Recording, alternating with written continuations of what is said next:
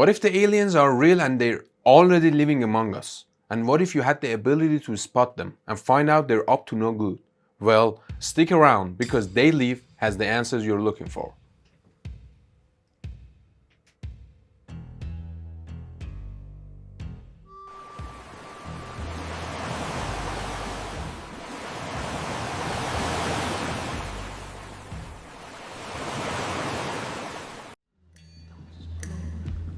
I have come here to chew bubblegum and kick ass. And I'm all out of bubblegum. 1988. America was deep into Reagan years. The Cold War was cooling off.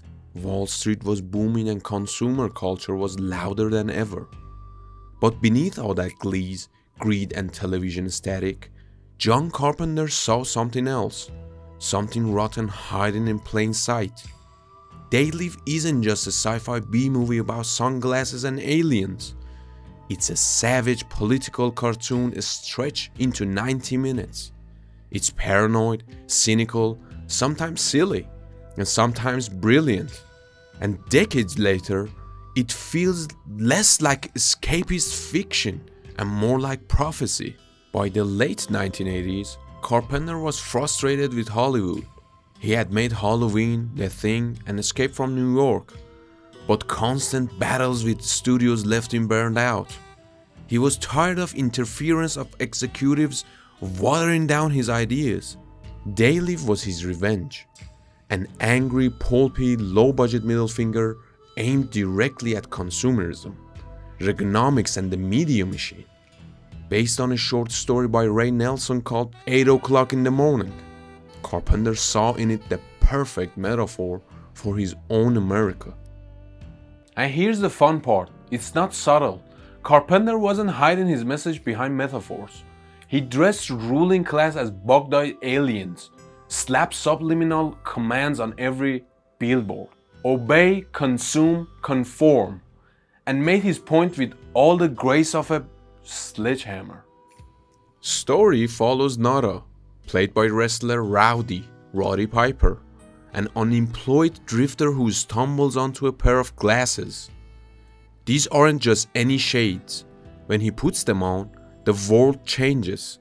He sees that the rich and powerful are actually grotesque aliens, feeding on humanity while keeping the masses docile through television, advertising, and money itself. Strip malls and magazines reveal their hidden orders.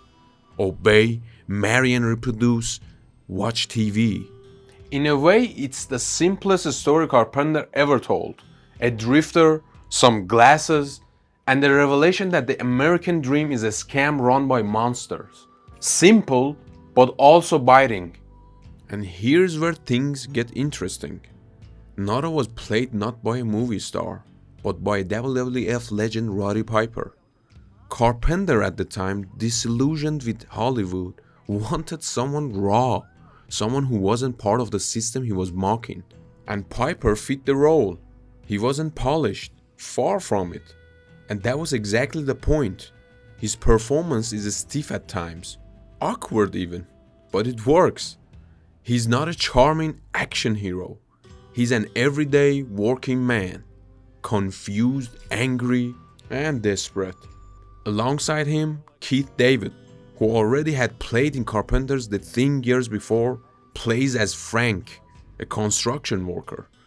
If Piper was rough clay, David was solid stone. His grounded performance balances the movie.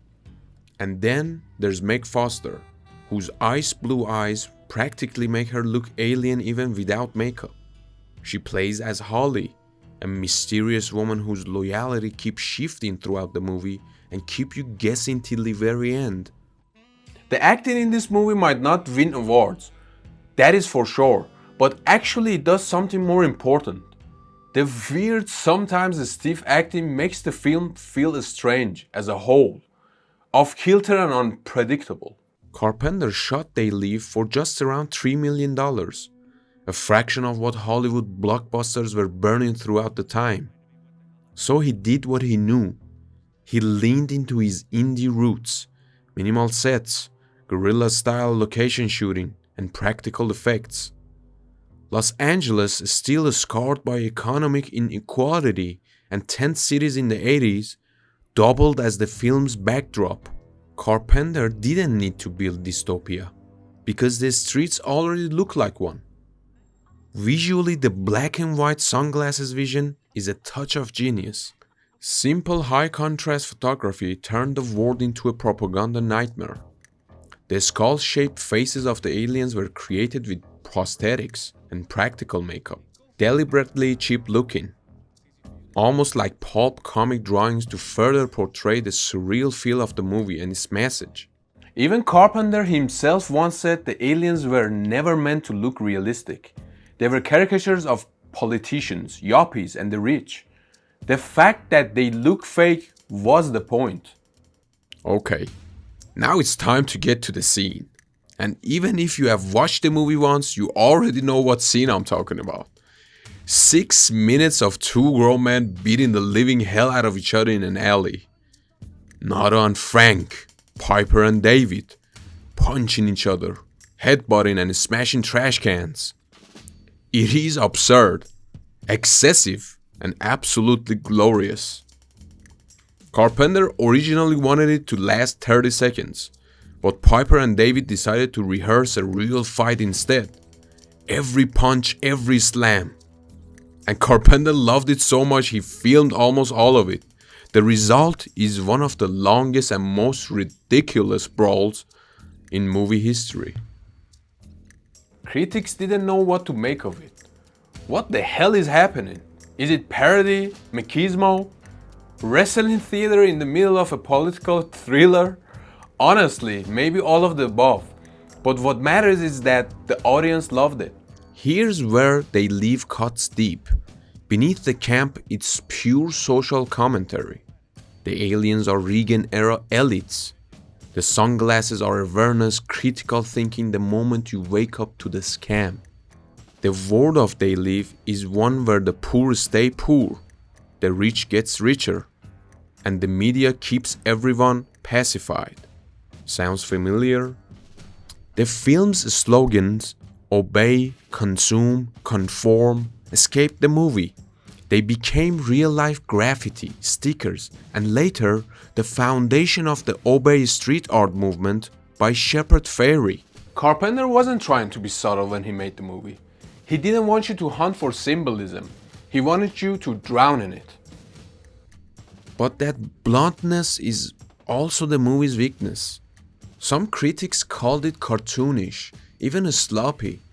The pacing drags. The third act with Nara infiltrating the alien broadcast station feels rushed and undercooked. And Piper, while iconic, wasn't a natural actor. His one-liners land half the time, and the other half they feel like, well, a wrestler reading lines. But even Carpenter himself admitted later that he wasn't aiming for nuance. They Live was a protest art disguised as pulp sci-fi. And maybe that's why the movie's influence outlasted its box office. Because people remember the ideas, the glasses, the slogan, and the strange sense of paranoia more than the plot itself. When it came out, They Live earned modesty at the box office. Some critics dismissed it as B-movie trash, but over time, it transformed into a cult classic. Its DNA is everywhere, from endless conspiracy theories going around about hidden alleys to red pilling, before the internet ever existed, to even the likes of David Fincher's Fight Club and many other movies. Horror fans love it, even activists reference it, and professional wrestling embraced it, with Piper's role still being one of the strangest wrestlers to Hollywood movies ever made.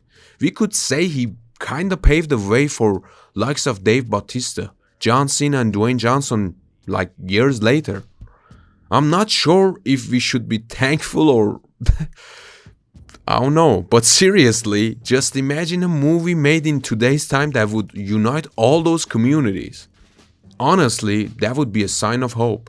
That's the paradox of They Live. It's clumsy, campy, and sometimes cheap, but it's also unforgettable. Carpenter didn't try to make a perfect movie. He tried to make a statement with this one. So, what do we do with a movie like They Live? Is it a brilliant satire or just a trashy B-movie with ideas bigger than its budget could handle? I say maybe both. For me, that's exactly why it works. The movie is angry, weird, uneven, and bold. It's a movie that swings widely and doesn't always hit. No. But when it does, it sure leaves a mark. Even today, more than 3 decades after its release, it has become more and more relevant. And more than ever, it makes us ask, who's really pulling the strings, and just what will we see if we put on the glasses on today?